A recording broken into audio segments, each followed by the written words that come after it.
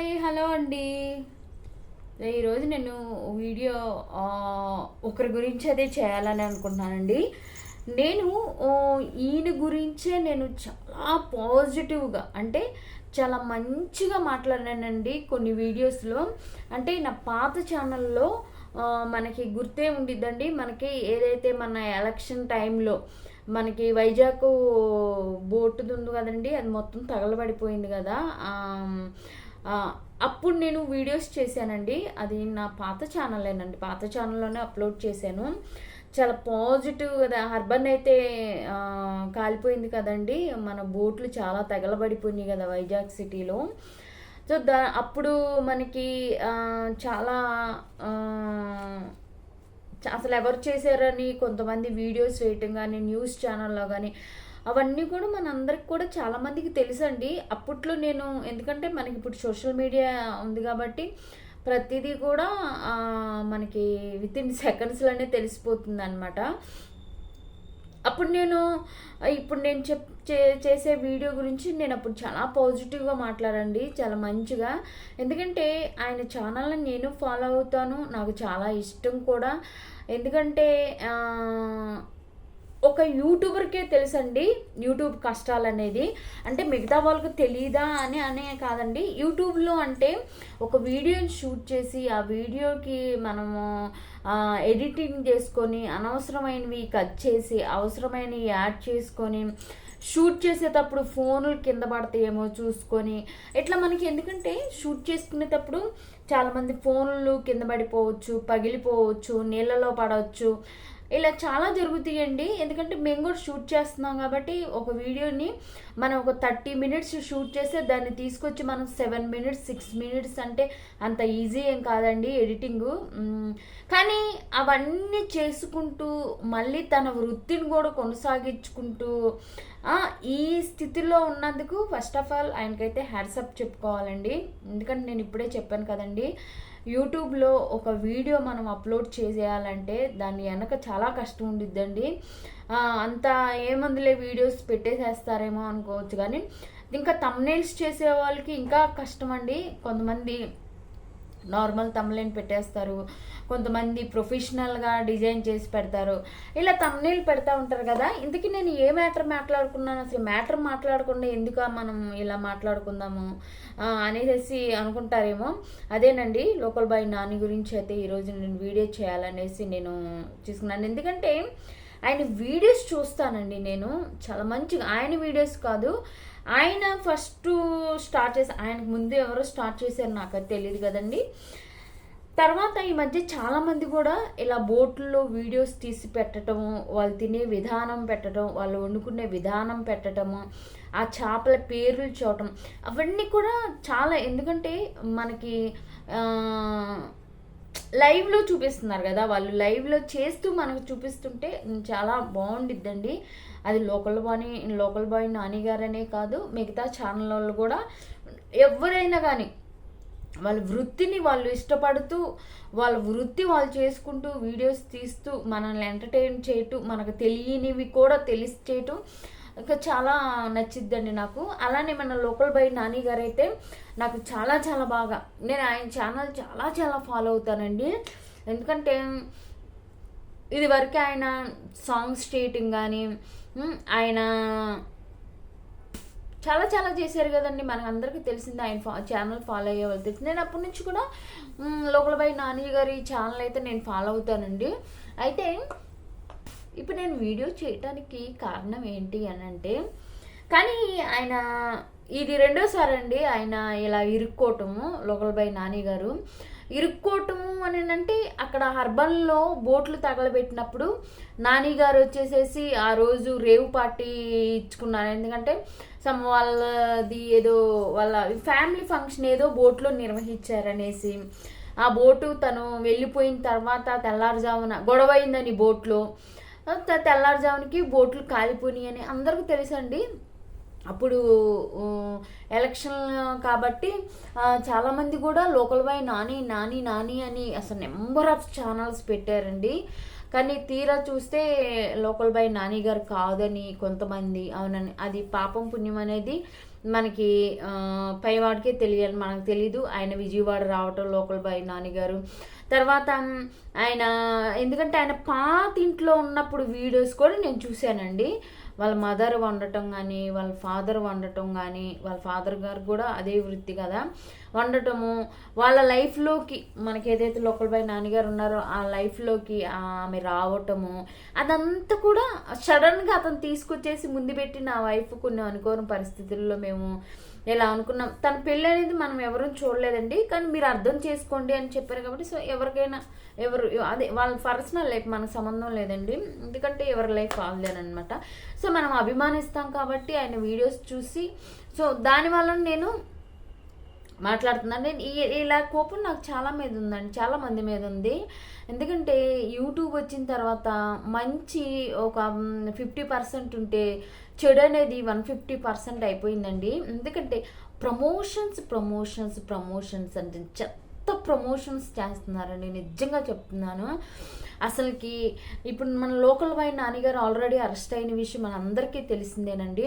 నేను అప్పుడు positive video ఏం చేశానంటే ఆయన అలా చేయరు లోకల్ బాయ్ నాన్నగారు అనేసి నేను చాలా పాజిటివ్గా, కానీ ఎందుకంటే ఇక్కడ ఆయన ఈ మధ్య ఆయన కారు కొనటం, వాళ్ళ కుక్కని ఉండటము అవన్నీ కూడా నేను చూస్తూనే ఉంటాను ఆయన ఛానల్స్. ఎందుకంటే ఆల్రెడీ మనం 1-2 సార్లు వాళ్ళు ఎవరైనా ఛానల్స్ చూసామనుకోండి, వాళ్ళే మనకి పదే వస్తూ ఉంటాయి కాబట్టి అలా తెలుసు అనమాట. సో వాళ్ళ అమ్మాయికి అమ్మాయి పుట్టింది, లోకల్ బాయ్ నానికి అమ్మాయి పుట్టింది, అవన్నీ కూడా నాకు తెలుసు అనమాట. నేను ఆయన ఛానల్ని ఫాలో అవుతూ ఉంటాను. ఎందుకు ఇప్పుడు ఏంటంటే లోకల్ బాయ్ నాని గారు అయితే అరెస్ట్ అయి కూర్చున్నారు. నిజంగా అండి సజ్జనార్ గారు మంచి పని చేశాడు. ఎందుకంటే ఆ ప్రమోషన్స్ వలన చాలామంది కూడా డబ్బులు నష్టపోయారని చాలామంది నేను వీడియోస్ కూడా చూశాను. కానీ మంచిగా ఇరుక్కున్నారు నాని గారు, ఎందుకంటే ప్రూఫ్తో సహా బయట పెట్టేసేసారు కదా సజ్జనారాయణ గారు. సో నేను కరెక్ట్గానండి, నిజమేనండి. అసలు అలాంటి వాళ్ళకి పడాల్సిందేనమాట. ఎందుకంటే మంచిగా ఆయనకి బోల్డ్ డబ్బులు వస్తున్నాయి, ఆయన ఓన్గా బోట్లు కొనుక్కున్నాడు. సో వాళ్ళ బోట్లు తగలబడిన బోట్లో నాన్నగారి బోటు కూడా ఉందనేసి అప్పుడు అన్నారండి, లోకల్ బాయ్ నాన్నగారి బోటు కూడా ఉంది అనేసి చెప్పారు.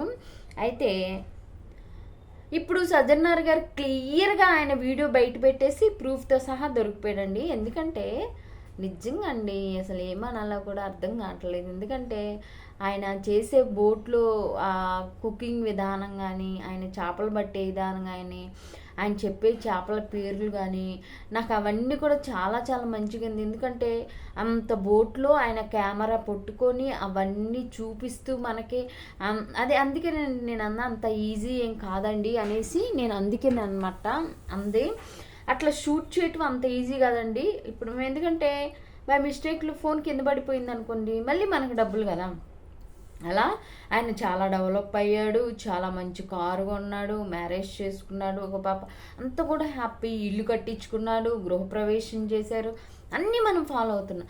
కానీ ఇదేం పాడబుద్ది అండి అసలు నాని గారికి.